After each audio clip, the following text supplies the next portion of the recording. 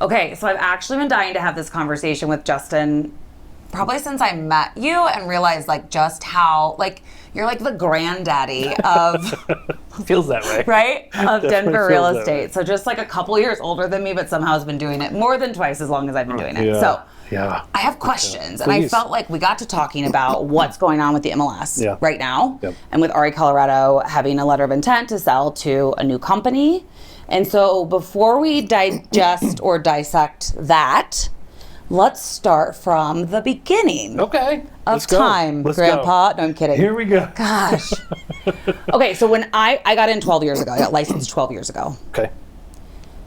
You got licensed 30 years? Is that legit? 2000 is when I started. Okay. Yep, So right in 24 years 2000. ago. Yep, 24, Okay. 20, yep. I was putting you at 18. Yeah, it's fine. Yeah. It's Okay. fine. So he's a fourth generation realtor. So you were also Yes. growing up in it. Yep. Okay. Yep. So you got licensed 25 years ago, let's just Yep. say. How were you receiving updates then? So updates, the local association, the state association, and NAR were a big part of what we did, and that shifted obviously over the years. But there's this three-party agreement, right? The national association, then the state, Yep. and the locals. Locals are really good at pushing out information to local brokerages, agents, whatever. That's always kind of been what has happened previously. Right. As far as the MLS goes, I remember driving around in my car. So setting showings was a different thing. It was a DOS-based system. Yes. Everything was in code and abbreviations. If you wanted to wash or dryer, it was WD. If you know, Yep. window coverings was WC. Just the smallest details were very hard to work with. I mean, it was just, So our younger viewers, sorry. is DOS based the black with the green? Yes, that is Uh-huh. how it was. Yep, It was a two. dial-up connection. Oh my gosh. Absolutely. There Yeah. was no photos. Right. So the nice thing about showing properties in the early 2000s and before was when you opened that door, it was the first time anybody saw that house. Right? It was not. Oh my God! so That's sorry. okay. It was the first time anybody Right, saw he's- that house. The granddaddy of real Yeah. estate's gonna get text. That's like a natural thing. Here we go. Yeah. Do you like that new nickname? I do. Do you? I Okay, kinda- good. Yeah, I feel like you're kind of like born to be a grandpa, right? Yeah. Okay, keep going. Granddaddy. Here we go. Granddaddy of real estate. So I remember driving around. So if I had showings, I would print them off. I would get my map book, and in the map or in the MLS description, it would have the page number of the map book to reference, right? So I would write down from showing to showing the exact route of where I was going to go. You couldn't wing it. We tried to avoid U-turns. It was a very crazy time. So I spent a lot of my time just preparing for showings. Wow. Unreal, right? Unreal. Remember the coolest thing? I was driving in my car and I had my laptop open. No Wi-Fi, nothing. That wasn't a thing yet. But I had my MLS sheets pulled up. And I was just sitting in the passenger seat just scrolling up. And I thought, my I'm gosh. winning. I just cracked the code. This is the greatest thing ever. Like a PDF. 100%. I'm just scrolling as I'm You're like, driving. sure, someone doesn't need printouts. Yeah, it was Like, so fuck you, trees. I'm terrible. good. I don't need you anymore. That was it. Oh my God, So- that's hilarious. Okay. So it was a different experience. There was a lot more community. The brokerages were in close with the associations. The associations were in close with the MLS. They all worked in this very centric kind of thing where everybody was together. Yeah. We relied on each other. We knew what we were bringing to the table. Brokerages did not have that. The ability they do now to really level the playing field of information. The data Right. was all being pushed from MLSing associations. Now that's flipped, and that's a big part of where we are. Is the Yeah. brokerages themselves have access to everything Everything. else. Everything. So. Would you have also said then it mattered more what brokerage you were with? Oh, for sure. Because you guys would be together in Yeah. person saying, Yeah. these are the listings we have coming, this is what the scoop is. Yeah, over the last several years, we've seen an uptick in independent small brokerages, Yeah. which I love. I love Right. where you are. That's where it should. I grew up in that. My family owned You a did, brokerage okay. in Commerce City here in okay. Colorado for decades, and that was how we grew up. It was family owned. You really had to be connected if you were a small independent. Right, you had to be tied into the associations. Yes. You had to find networking That's opportunities. interesting. You had to. You yeah, had you had there no was choice. no choice. Yeah. And Yeah, so yeah. the market the community was much tighter because that's what forced it. Yeah. Right. Now you know agents because they're social media stuff, or you've Right. maybe seen them online, but you don't know them. Everybody knew Right. each other. You knew where they worked. You know if they had a listing coming up. That's just how it was. So the early 2000s was a very much a personal relationship, one-to-one. Realtor. That's how we got things Yeah, done. realtor to realtor. Yeah, absolutely. This is a data point you probably don't know off the top of your head, but as far as like number of realtors to, obviously there were less people living here then. Yeah. But that ratio, would Yeah. you say that there were less realtors per For capita? sure. Absolutely, yeah. So we hit our high in Colorado at about 30,000 realtors, or about 40, just shy of 50,000 licensees. Now the licensees is tricky. So you don't know who's active, you don't know who's actually transacting. Some of those are Yeah. appraisers Yeah. and whatnot. But yeah, that number has increased since 2000 for sure. And I would say that the 90-10 rule that we talk about used to kind of be the 80-20 and 90-10. Yeah. That was big. The big players were doing the business. I Okay. mean, if you controlled listings, you controlled the market. Right. And Yeah. that was when I started in 2000. Everybody was saying listings last. Listings are the Oh, yeah. king. You List have to last. List to last. I'm a Buffini coaching member, so I'm very familiar with how things were done 25 years ago because he tells us all the time. Absolutely. But it's true, right? It still reigns true Yeah. in a lot of cases, but I think the buyer's agent can have some success today that we just couldn't have back then. 100%. We could not. I mean, talk about leveling the playing field. Yeah, absolutely. Right? Absolutely. You couldn't get in as a listing agent as a 22-year-old. Oh, gosh. Because most of the time you're getting hired because you know somebody who owns the home, right? That's right. And so now it's like you can. Yeah. Because And you just have to know the buyers. When I started, I was 23, and I went to the office every day in a suit. Yeah. For years, for probably 4 or 5 years. That was my differentiator. I worked with my mom. My mom never gave me a lead, never gave me any business at all. She said, "This is for you." My Yeah. mom's stingy like that. She's Yeah. greedy. She's greedy. Thank you, Mom. Yeah. But She's smart. it made me work, and that's Yep. what I needed. And she knew that. But I was suited up every day. I had to find that differentiator. Where How many others were suited up? So this is when I was working. I was at the Denver Post and the Rocky Mountain News Yeah. from 04 to 08, and we Yeah. wore suits and pumps every day. what you did. It was. The early 2000s in Denver was very formal, it Yes. seems. Yeah, it was almost an East Coast kind of ideal where you didn't dare go to a closing without a suit on. Right. I went one time without a tie, and my managing broker at the time just lit me up. Like, That's you so do not, crazy. You do not. Now, we like again, Now and it's like, can you imagine? I know. if I showed up at a closing in a suit and tie now, it would be like, are you going to a funeral after? Yeah, or exactly. What happened? what's Yeah, happened? what's Yeah. happening? So the whole Are thing you running is for really president because shifted. we need a different candidate? Yeah, keep going. We could So do that. it's definitely I'll be your shifted VP. so much. Let's go. We could do some I'd things. rather die than run for president. Oh, good. But yeah, so it's a different time. It was a different time, different technology, and that's been probably the biggest level of Okay. the playing field. So then we're on Blackberries. Oh my gosh. I mean, I'm sorry, but Lindsay, I made a commitment. I had somebody in my office that was doing this, on Yeah. their phone, and you couldn't get them. You'd try and say something to them, and they were just, Yeah. And I said to myself, I will never, ever, ever text and do all that shit on my phone. if there's anything we've learned in our 40 plus years, you never, ever, ever say never. 1 year later, the addiction began and hasn't stopped, right? It's the best. The BlackBerry, like I get Amazing. sad that they didn't evolve, and I know Oh, now we talk so about them with great. GIC, but like that they didn't evolve because I could drive my Jeep Liberty with my knee and then type because you had to like raise keyboard. It was almost I like could get Morse code. so much done. Yes. Or Braille, I mean. Braille, Someone's yeah, like yeah, Braille. yeah. But you like knew where you're, yeah. Yeah, it was great. So then were you getting listings on your mobile then, or when did that? As far as like through MLS and all that Yes, stuff. or was it oh still, boy, like- so we went from DOS based REColorado. It used to be called MetroList. That's it's still right, the yep. parent company is called MetroList. Yep. So they went from the DOS base to their own homegrown program called Prime Access. And when we got that, it was dial up, but we could start putting pictures and doing longer descriptions Yep. and really started to feel like a user interface, like the public almost was going to see this stuff. Ooh, And yeah. I think that was, I know that was part of the transition, was turning REColorado, which formerly MetroList, into a public-facing site, right? To really bring the public in, and that's when the advent of Zillow came and all Yes. that. This was a differentiator, but you could see back then, that's where things were going, was to try and get Yeah. the public connected to this information quickly. Yeah, I can't help but parallel like what was I doing then Yeah, and what the yeah. technology feel Yeah. like. And I was running the advertising sales division at the college newspaper. Okay. And we were selling online ads. Yep. Right, so we just started that. So I did that from 01 to 04. Okay. And so I can kind of, but yeah, it's like the designers were designers because we couldn't design. There's no Canva, right? There's no WYSIWYG happening. Like, there's none of that.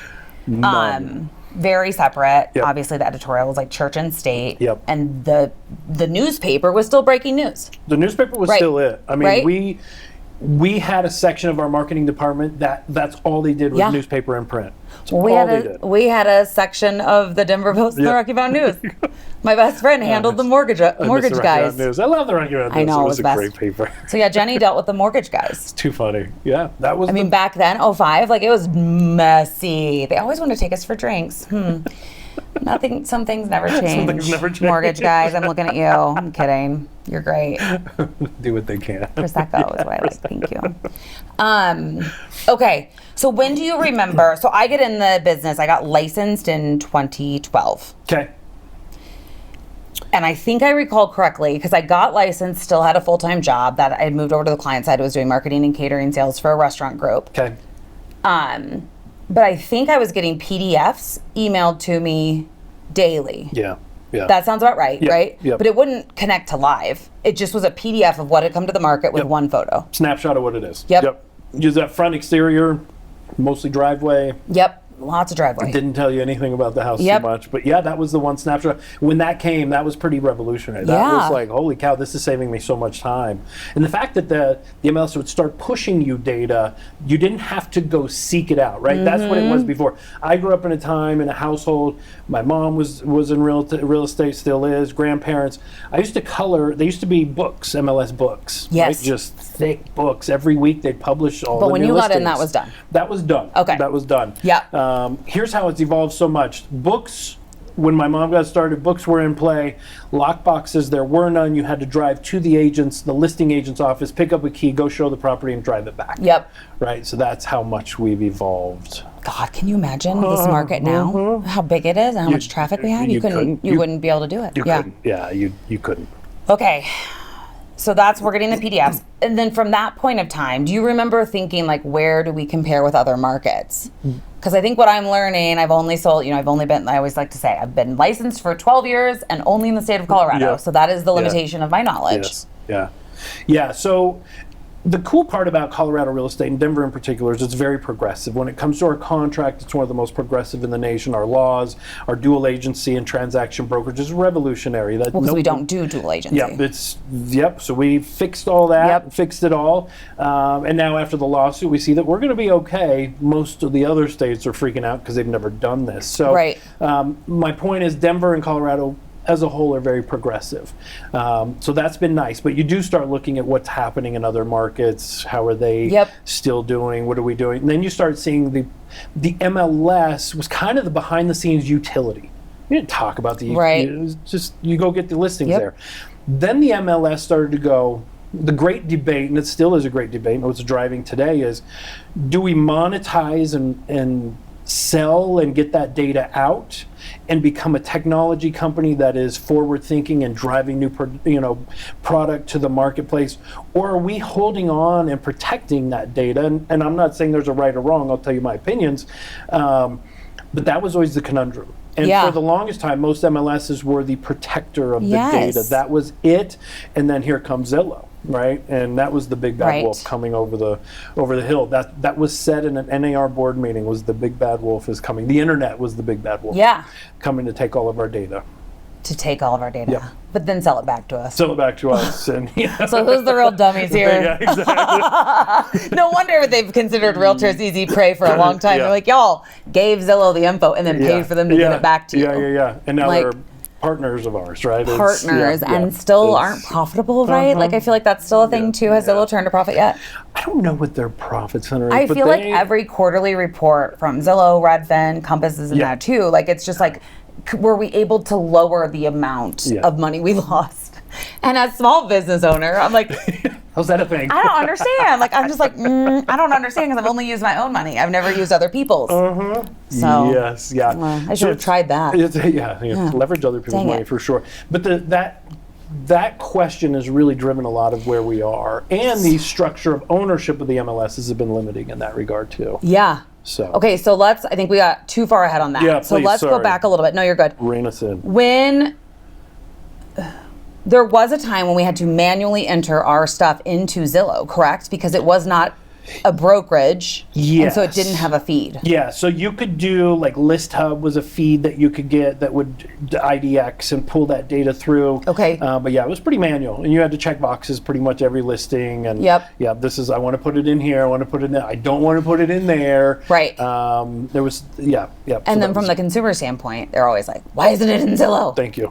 The consumer just wants it in Zillow. They just want it in Zillow. I mean, yeah, that's what and it they is. have the click share, like we get it. Yep. Okay, so then all of a sudden it goes from like it's in this computer at the office, or in your case, in your car. Yeah. Because you're like, oh, fancy. sorry, not to brag or anything, but I have a laptop. It's a Dell, but it's doing its job. Was a Dell. Of course it was. Mine was in college, yeah. It's doing its job. So all of a sudden it's and then I remember when it was like every 15 minutes. Yes. Yep. And isn't it now like second, yeah, immediate? It's like immediate. Yeah, it's a milliseconds. I remember telling clients like it updates every 15 minutes. Yeah. And that was a good thing. That was like, okay. Okay. All Yeah. right. We might learn something while we're sitting in this house. Right? Yes. Yeah. Totally. Yeah. And it's just gotten progressively more advanced. It's nuts now what they do with this data and how they and feed how it. quickly it gets extrapolated. Is that the right word? That's No. a great word. Thank Yes. you. Look at you. It's not a small town Illinois word. Where'd I pick that one up You're along done the for way? the day now? Yeah, that's as good as it's getting for me from vocabulary, for sure. Okay, so now here we are. Yeah. It's all here. Yeah. Which I feel like we can have a separate segment where we talk about the anxiety that has been caused for consumers because of the pace at which the market moves, Yep. right? Yep. Which is because it lives in our pockets. That's right. I guess that's a good question too. What was closing length when you got started? Still usually the same. 30 to 45 days was very, very simple. Okay. I will say the lending industry was a lot simpler. Underwriting seemed simpler back then. That's because it wasn't good. There wasn't underwriting. I just Dogs said got simple. houses. Justin, it was a problem. But yes, it was probably pretty fast. Absolutely a problem. Yeah, I mean, you wouldn't take much time, and underwriting and everything just kind of pushed through, and less documents, less due diligence than we have now. It was a very simple time.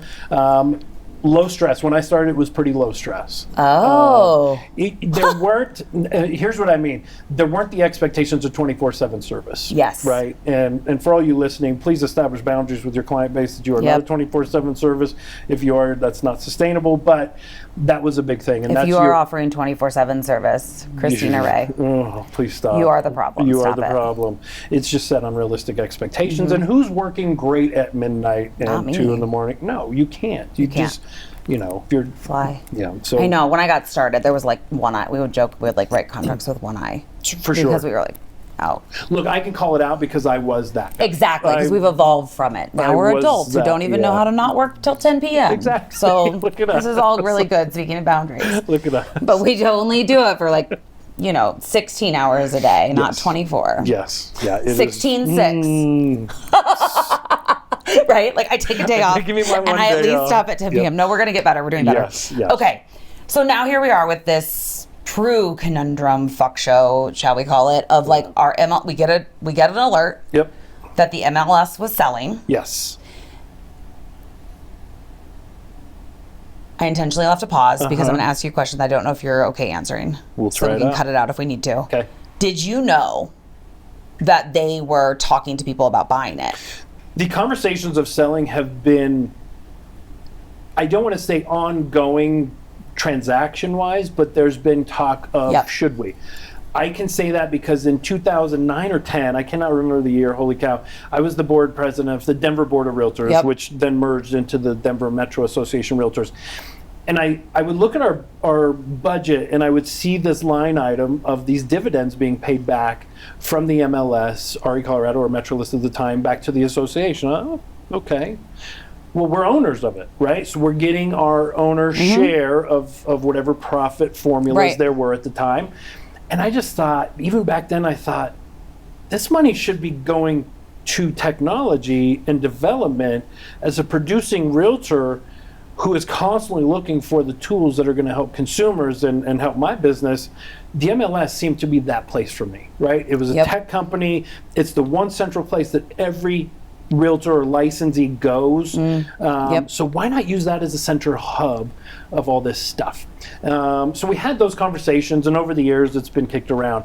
I did not know they were in conversations for this particular transaction Okay. or this time, but certainly it's not a surprise that these conversations were going on. We're going on. Yeah, Okay. correct. I think it's interesting because it sounds like there were multiple buyers that were interested. That could be. I don't know for sure. I do know that the REColorado did try and negotiate directly with the associations to buy them out, which would have been a pretty nice scenario, right? Yep. That just simple, clean. The MLS stays in place, doing its thing. They're now not beholden to the association for any dividend or influence, really. Right. Now, those associations, their directors, the MLS directors, come from those associations. Right? Okay. They Yep. appoint them Yep. to run the MLS as directors. Yeah, so there's a bit of nepotism in anyways, would you say? Or it's like a little bit of Potentially. a... It's always worked pretty well. Now, there's structure within some associations that you can't have multiple people from one company on the board. Okay. Which I think is great. Yeah. Other associations don't have that. Okay. So that's something that we see all Right. the time. But it's worked pretty well. It gives a good cross-section of the membership, right? You're not getting just brokerage owners Yes. on the board. You're getting Yep. producers of all ilk from different places, Yeah. different geographies. And Yeah, I think dare I that say works. representation matters? There- Dare I say? Man, look at us. Very Especially timely. when we have fair housing Yes. that we do need to abide by. Yes. Okay, so Lindsay's turning 30. She gets her license. Yep. She is me. Yay. Oh, she was so cute. So cute. So cute. She's so excited too, because she really loved owning her house and that. This whatever. is why we do it. I get into it, Okay. and this is where I want to kind of just take us back to how we got to where we are. Yeah. I joined a Keller Williams office, Yeah. and they're like, we're a realtor, so you're a realtor. Okay, Yep. sounds great. Yep. I didn't know the difference between realtor and real estate agent Yeah. Yeah. until Modern Family. Yeah. Phil Dunphy taught us all. Yeah. And so you just join, and then you're like, yeah. And then you're like, oh, okay, we have dues. We pay monthly subscription, and you pay a little bit more if you're not licensed. And then DMAR, I feel was very just value forward to say here's the things you get for free. It ends up being a wash. Just join. Just join. Right? Yep. And you shared with me they had to keep even the non-realtor dues had to be only within 10% because really Yeah, you have to show if you're going to have. So antitrust is a big thing here. Yeah. I mean, antitrust is driving this whole thing. If you, for the MLS, they could not block non-realtors from use in Denver, Right. from a previous lawsuit. So when you go back and you say, well, let's just raise the dues, or potentially, what if we just made it so much more expensive for non-realtors Yep. to join the MLS that they would say, oh, well, then I'm going to join.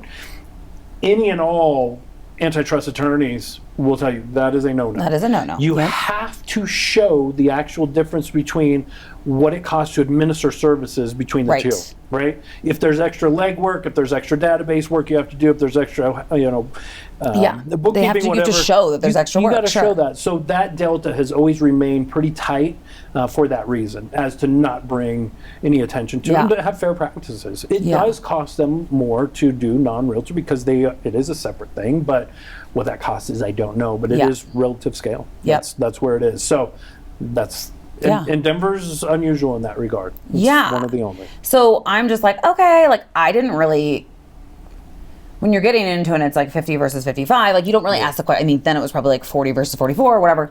You don't really ask the questions on it. All I cared about was I want to serve my clients, I want to elevate this profession. I got pretty ambitious about that piece of it. Yep. But I never Good. wanted to join the boards. I never wanted, it was just oh, feels like politics. Yeah. And adversity, whatever. Whatever I need to do in order to keep serving my clients, I'm just going to do it. Yep.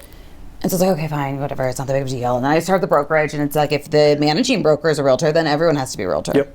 And so then the agent's well, why do we choose to be realtors? And I was because we care.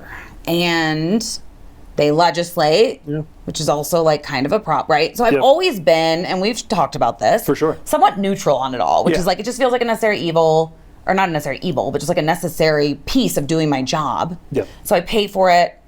Realtor, then I can say realtor instead of real estate agent or real estate expert. Then Yeah. you can just use the 2 syllables, but don't fuck it up and say realtor because then you're an asshole. Right. And it's just a You could lot. It's a vilify lot of it. pressure. Yes. And then I started going to Buffini conferences. Yeah.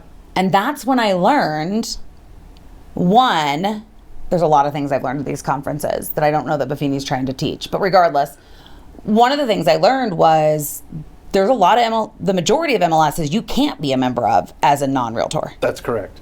I had no idea. That's correct. Because you only know what you know. Yeah. Yep. And so you would say, are we the only or one of the only? Yeah. One of the only. I'm not sure of the exact details, but it is very few. And we are, I do believe we are the largest non-realtor access. MLS. Largest option there. I could be wrong, recent changes, but that's what Denver is. Yeah. Yeah, that's what it is. And that puts a ton of pressure on the associations here to show value. Yep. Right, it can't just be, well, my owner said I have to, and this is how I get MLS. We actually have to do work, right? Yep. And so a lot of other associations around the nation have just skated by and gone, well, we're just administering the code of ethics, we're doing a little bit of classes here, and you get MLS access. It's like there's so much more, and Denver has always been the leader in that because we've had to. Yeah. Had to because show of the value. lawsuits, right? Absolutely, yeah. This is why we can't have nice things. Yeah. Someone's going to be litigious about it. Always. We could do a whole episode about episode. Right. We just started a show. Here we go. About the construction defects laws. Totally. Like, what the fuck? Yep. Talk about litigious and like predatory attorneys. Yep. Okay. Yep. So as I understand it, and this is where I am, struggling a little bit, like Sure. with where does NAR go from here? Yeah. And then therefore all of the subsidiaries that was another good one. It was like a lot of You're on syllables. fire At least. today. I mean, somebody's only had coffee, Somebody's so reading. she's feeling pretty fresh. Is that we're governed, our licenses are through DORA. They're Yes. through the state. Yes. So we get that. Yeah. We're governed by fair housing. Yes. Federal. Yep. Federally, and then additional Colorado overlays. Yes. And so the code of ethics to me has always been like, well, that's already covered. Yeah. And so we don't need to go into like what the differences are there. So I think when I thought everyone had the choice, which was up until not that long ago, no, I really thought that it was probably like more even. Like when I had friends that were like, oh no, we don't have a choice. I kind of thought, oh, that must be like half and half or something like that, right? Yeah. But to learn that we're one of very few and the largest, it makes a lot of things click for me. Yeah. And so I guess that then it's like, well, where do we go from here? And I really do, to your point, like it used to be about the information getting out. Now the information's out. And so maybe we have just been, shocker, realtors have just tried to do what they've always done. We're a little adverse to change. Just a tad bit. You think? Just a tad bit. We like our blazers and our name tags. That's right. And so we've kept going in this model, even though the need is no longer there. Right. As far as the information goes. Yeah. And I think that was one fault of NAR. And look, I was deeply entrenched in NAR even a few years ago.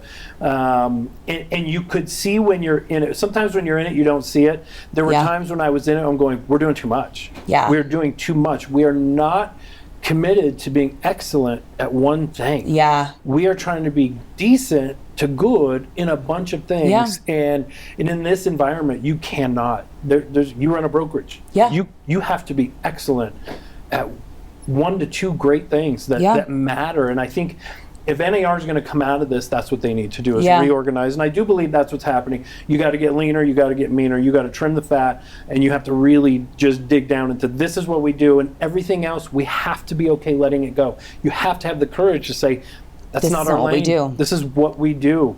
And that's scary for a lot of people. And there's a lot of leadership in the National Association that doesn't want to let go. This is who they are and have been for decades. Oh, they're like codependent on it, right? Like it's a part of their identity. These conferences. They're addicted to the R. Yes. Yeah. I mean, I've gone to conferences for over a decade, multiple a year. Yeah. And you see the same people doing the same things. And it was fun for a while. And then you start going, I can't. Yeah. I got other things to do. Yeah.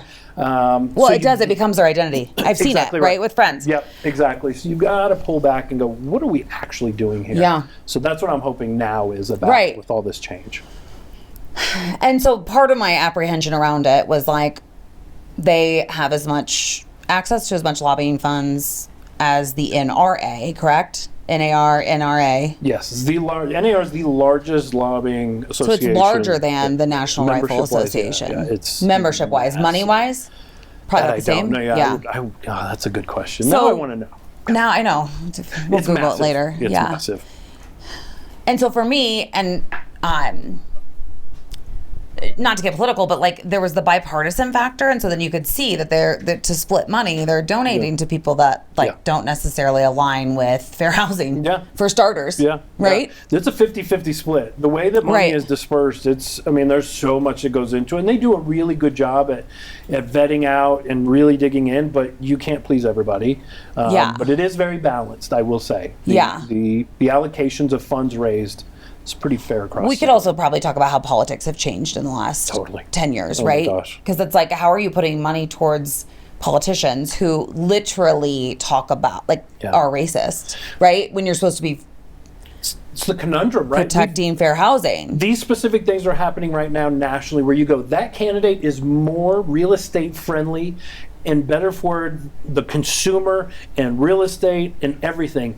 And you go, I have to decide. Well, because remember, we didn't know they were racist because they didn't just go and they didn't have the flags. Yeah. They didn't and so now they tell us, which is nice. Yeah. But it's crazy. It used to be more dog whistling. You know Reagan. Yeah. He was good at that.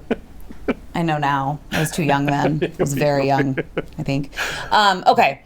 So NAR probably needs to figure out exactly what lane they need to be in. Yeah. You think it's the legislative side. I think one of the biggest things I tell my team and that I tell consumers is one of the things I know that NAR did for us was they protected the capital gains shelter for your primary home. Yeah, yeah. And without that, people can't move. Yeah. It's federal flood insurance. Right. It's capital gains. It's 1031 exchanges. Yes. It's mortgage interest deductions. There's the list is on and on. If we didn't have NAR support, those things would have been gone because these politicians know that the money is in real estate. They know that there's money here tied in. They know that people will pay taxes when they transact. So they try and throw little fees on. There's service fees that multiple states are trying to run every year that would tax our service on top of the payroll tax we pay or the income tax we pay, more tax on your commission right up front. We're at 30%. Thank you. 38, people depending. Think we're making all this money. I know. It's like, holy cow, I know. The bills are big. Yeah. So it's things like that we really need to pay attention to and go, wait a minute, what is best for the consumer? What is best for real estate? And let's focus on those. Yeah. There's some crazy legislation that's been proposed here in Denver regarding rental properties, and there's some of it sneaking through, and it's only going to get worse. And so if we weren't there to have the voice of America's homeowners, who does? Right. It's not mortgage. Well, and part of it's because the legislators don't know until we tell them, right? And that's what lobbying is. It's making sure the people who need to know know. Yeah. So I've gone to DC a bunch, and I've sat in the White House. I've sat in the annals of Congress and sat in conference rooms there and had direct conversations with legislators. Was this? That was. I don't know if I should be jealous or not. No, it was good. It was Obama years, and before drama. Yeah. It was things were good. Before things got so before good. things when got we still had hope. Crazy. Yeah, people liked each other. I know. You would go into these halls of Congress and you would see the bipartisanship at lunch. You could just that doesn't happen adults. now. Yeah, it's too bad. It's really sad. There's a train that runs between Senate and the House. There's a train underground that these senators take when hey, we got to go vote. Yep. And they're like, I got to go from the office to that. So these underground trains, you would see people on TV sitting next to each other that you would think are mortal enemies. Yep. And hanging out. That would not happen today. But the biggest thing I will say going to DC was sitting at Ed Perlmutter's office. He was a representative for Jefferson County, great congressman, great man. It was just fun to work with. We were sitting in his office and he said, there's probably 15 of us lobbying for a few things and we're telling our clients' stories to him directly. And he said, let me tell you something. I represent hundreds of thousands of constituents, if not millions. It takes 100 people calling into my office to go, this is a big issue. 100 people. So when we say our voice doesn't matter, You know 100 people that would take action Yes. within the next 10 minutes if you Yes. told them to. That is how this works. Yes. So we've got to have the voice. We've got to Yeah. have the action. And that's what if we don't have that through some sort of legislative lobbying institution, real estate's, forget it. It's a whole different animal Yeah. than what it is. Yeah. Not in a good way. Not Yeah. for my pocketbook, for the consumers. Right. Yeah. Yes. So, I know. So let's hope that that's where NAR goes. In my opinion, that's where I think they Yeah. should go. Okay. That's my hope. And so then locally, similar. Yeah. Right? I mean, is locally, we probably should be thinking about it at a state level. boots on the ground. Boots on the ground. And our local association does a great job locally, very connected to congressmen, Yep. very connected to our senators, constantly playing the chase. I mean, they had an office Congress right next who? to congressmen and senators. Congress people. Congress people, I'm sorry. Dear God, I know, Justin. good Lord. What See, the I'm fuck? old, What I'm old. the fuck? Congress people and senators. They are very connected to them and have constant conversations. And there's a thing called a FPC, we call them on the national level, a federal political coordinator. Okay. And it's you, the realtor, are the connection to that senator or congressperson. So like that, I fixed it. Yep. Direct access. You can text them, call Yep. them. You are the specific person, the liaison between them and the association. Okay. Really cool job, and a lot of work gets done there. Yeah. And our state does a great job at that. It's good. Yeah. So, Good. I mean, my justice driver, my mom would tell you I was born with, probably came out like I love justice it. driven. Love it. And so I think that that's what drives so much of me getting involved when I get involved, Yes. and then staying out of it when I stay out of it. Is like, does it matter to the consumer? Right. Right? If it doesn't matter to the consumer, to the people Yeah. that I'm serving, Yeah. I don't really care. That's the point. So I hear this. Let's get back to our MLS. Please. Sorry. No, you're good. I mean, I feel like that's a whole thing. It's but episode 2. Okay, here we with go. I know our episodes. I can't wait. Let's just always say we're having an episode. It is an episode. So with the MLS, Yes. how do you feel? I mean, you saw the reel I put out, right? Yeah. Did you see it? Yeah. So, how do you feel about the owners of the company that is currently under a letter of intent Yeah. to purchase REColorado? Yeah. That the owners are a brokerage owner, correct? One owns a title company right, involved in the ownership of Yeah. a title company. Yeah. And then it sounds like a forms company, the one Yeah. that Smedra's already been pushing or something, right? Yeah, yeah. And we're involved in the forms world, so Yeah. we're not going to not say that. Yeah. How do you feel about that being as in-house as it is? I think what's got everybody very frustrated and concerned is the lack of transparency that it feels, right? Yeah. Like, wait a minute, was this our best shot? Yeah. Were there other offers? Were they attached to non-conflicts? Correct. What was their mission with the MLS? Here's where I am. I love the idea of decoupling the MLS from the association. Established. I think that's a good move for us overall, and I think that will, at the end of the day, do more for data and the public than if we just wrote it the way Yep. it was. I don't care about this transaction or if this was happening in Delaware. I do not care. When people feel like there's a lack of transparency, they're going to dig for more. And that's exactly what's going on here. And then you start digging and you go, well, wait a minute, I'm finding these conflicts of interest. Big time. Whether those were hashed out in discussions or disclosed to the parties that are negotiating, I don't know. I Yeah. wasn't in those meetings. I don't even pretend to be. I don't like conflict of interest, though. Yeah. I think anytime you can create an unfair advantage or displace others from a market, that's a tricky place to be. Yeah. I am operating going forward under the good faith assumption that this group is going to do what they said, and that's to continue to give service to the agents, to the public, and offer services. The second that doesn't happen, I think there's going to be some action taken. I like that that's how you're going forward. I have to. I don't. I know. I think it's good. I think. But I am prepared, right? Right. I may go forth and say I'm trusting, but I've got plan B, C, D, and E already in place. My concern is we put so much information into the MLS from our clients. Yeah, willy-nilly. It's out there. And so now that they, and we've talked about this in general, and we're not putting social security numbers in or anything like that. Yeah. We never get that. Yeah. But We talked about this when Zillow bought Showing Time. Yes. Is that what we were really mad about that for at was a least big one. 37 seconds. Yes. Again, realtors, not only do we not like change, but we're also goldfish. So it's like, like what? Yeah. So I think I think it's the lack of transparency, right? Yeah. It doesn't feel good. No. Right? If realtors go, this is our utility. I pay my dues to the association. The association is saying this is a large asset that they control. Like, I want to have some bit of knowledge of that. Yeah. Now, I can say I've got knowledge because I've been so involved with it. I was an MLS director for a few years, which was a tremendous experience. Service. It was. I learned so much from that. I know. I believe you. Oh my goodness, I believe it was amazing. I do different things. Yeah. Thank to you. learn. Yeah. Different things to learn. So I know more than most. I know how these boardrooms operate. I know kind of what it is, but I'm not going to pretend that I know on this one. Yeah.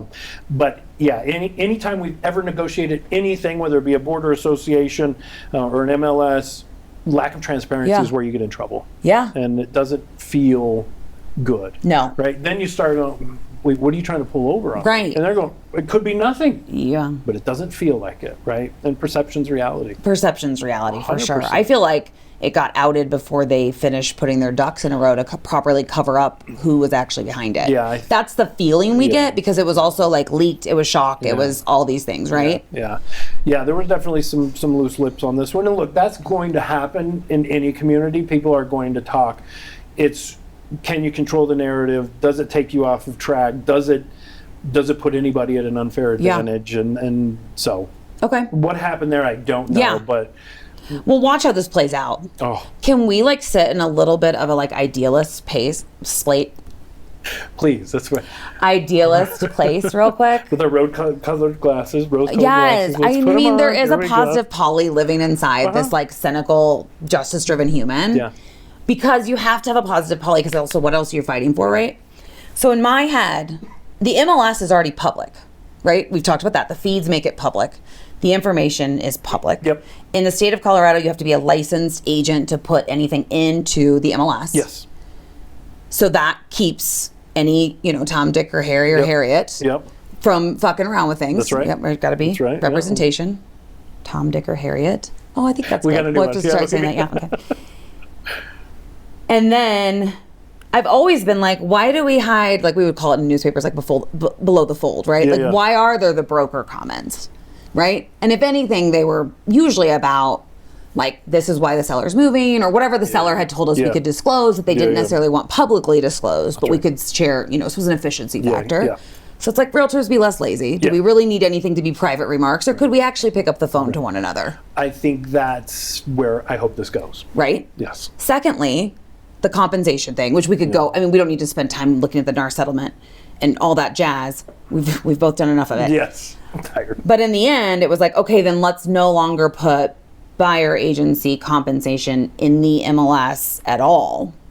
For me, transparency is to have it above the fold. That's right.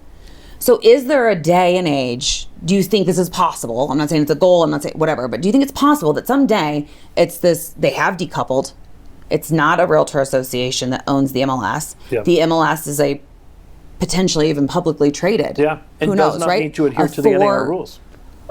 So do they not need to adhere to the NAR rules? We talked about this because there's like the intent with that, or the, what do you say, in good faith, or in good faith, yeah. Yeah. Potentially the spirit of the law. Yeah, the spirit of the law said, is any MLS. They didn't designate it. It had to be in a realtor-owned one. But I do believe technically they do not, if it's private owned, they can do what they want. Okay. Right? That's kind of been the like debate amongst us is, do we think it changes things? I don't know that this is the market to do that. Right. I think we've got enough going on, but I do think at some point somebody's going to crack the code and figure out how to get that transparency back to the public in a way that they go, okay, I can deal with this then. Yes, that's what I want. Yeah, absolutely. I mean, part of the lack of transparency is the reality TVs, right? Reality TV shows, which I watch some. Sure. But they, they're selling this, and it's like so-and-so's commission. One person's commission is $300,000. Like, we fucking wish. Like, that. No offense. Like, you don't get into real estate to get rich. You buy real estate to get rich, but you don't, like, do it to get rich, right? Like, it's I've done just deals not where I've come out of pocket to pay. 100%, right? We call those our pro bono deals, and it's good to do them. That's what we do. Good realtors aren't in this to make money. That's right. Serve. To serve, right? And so that number though, and then we became this like gluttonous, and then it's, it's also the asshats that we're in, that are in our own community. They're obsessed with cars or whatever the fuck it is, right? Social media has not helped. Social media has not helped.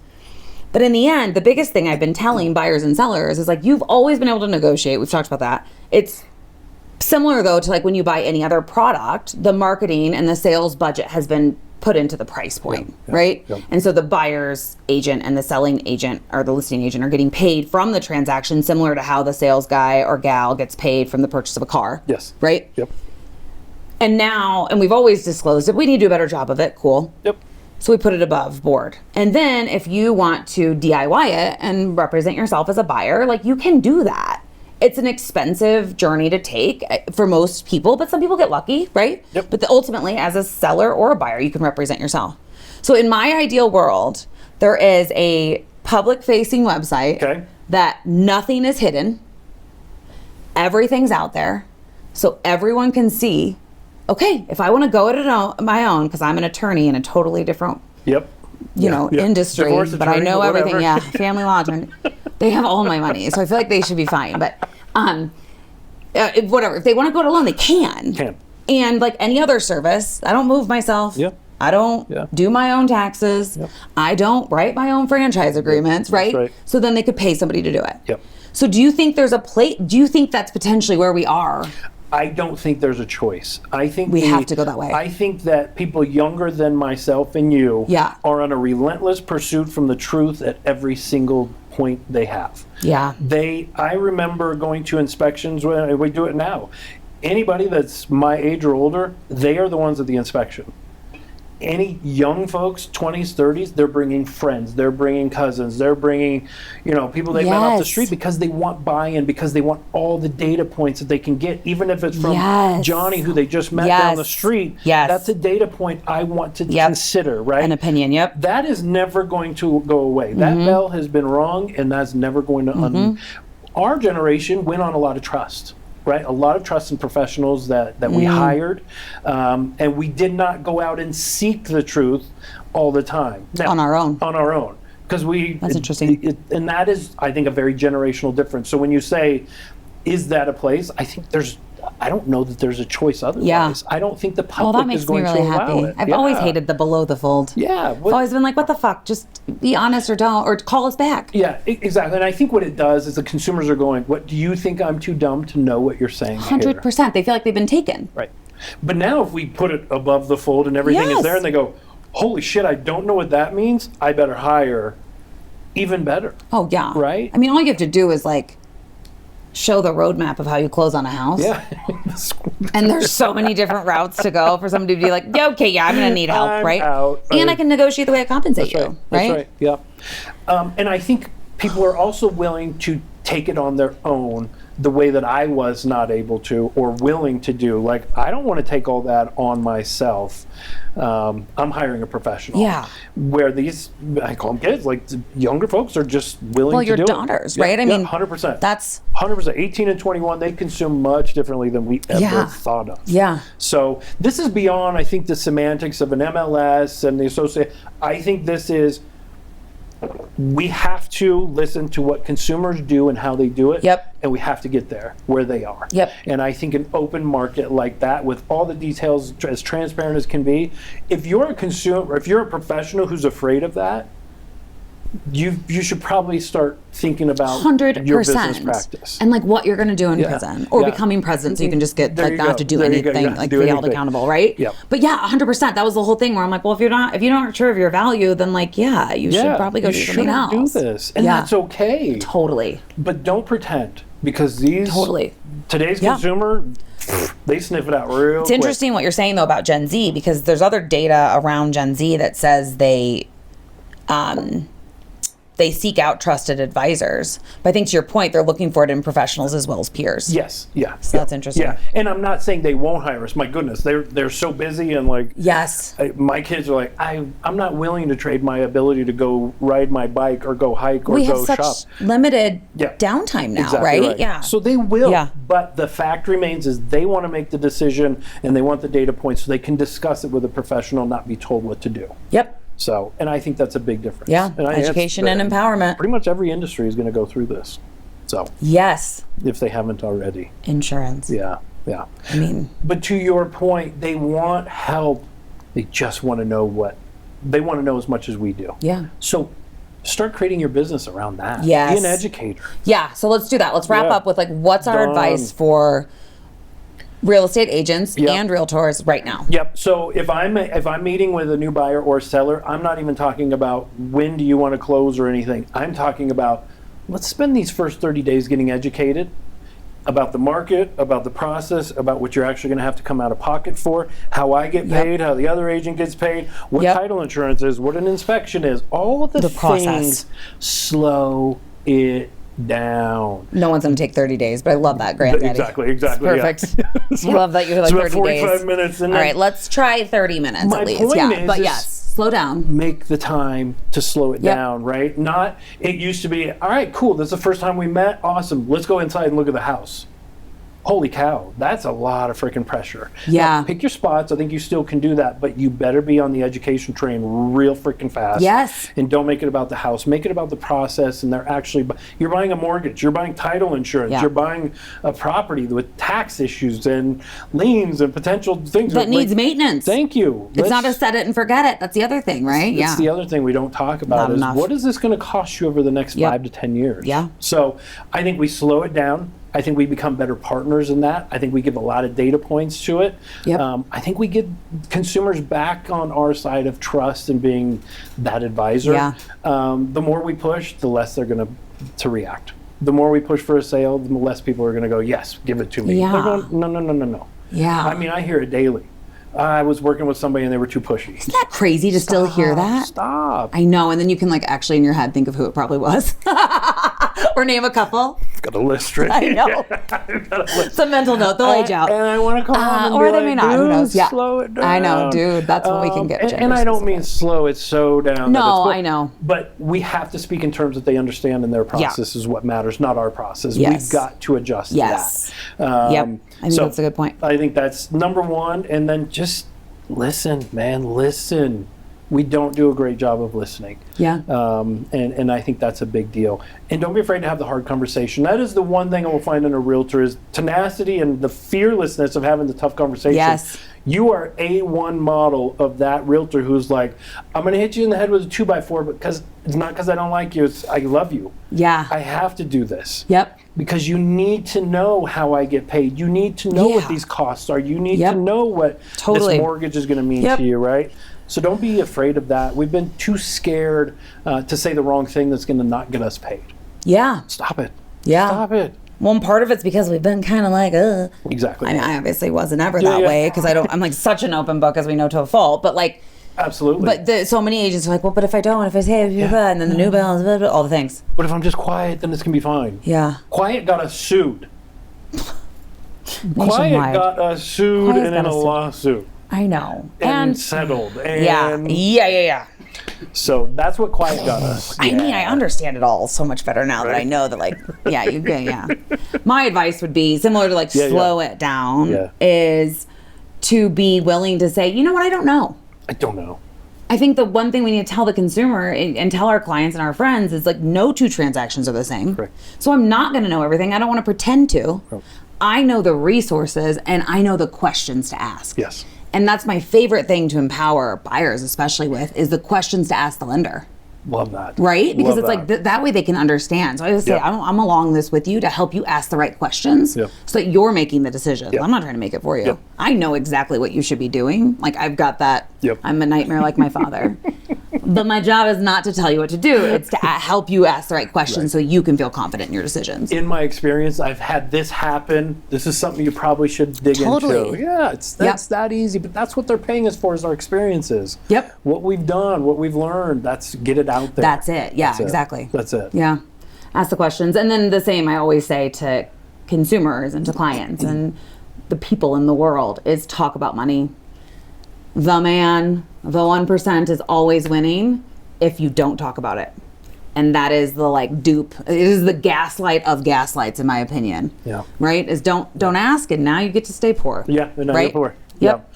Yeah. I will say the more upfront in conversations you are about commissions and all that, I would venture a guess, and my family having done this for the last 85 years in Denver, the better you treat your people, the more transactions you do. Yes. Right? And Yes. so don't try and trick somebody into a one closing. No. Why don't you love on them into Transactional, yep.